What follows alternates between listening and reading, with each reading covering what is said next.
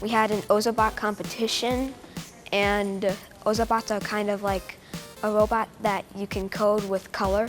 Fourth grade goes and competes to see who can knock down all 10 bowling pins the fastest.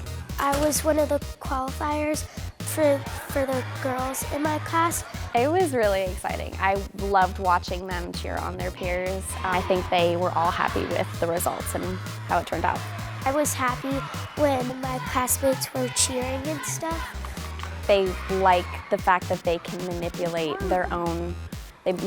and code their own robot to do what they tell it to, and then they watch it unfold in front of them on a piece of paper. You can make them go super fast or super slow, or do spins, or go left, go right, stuff like that.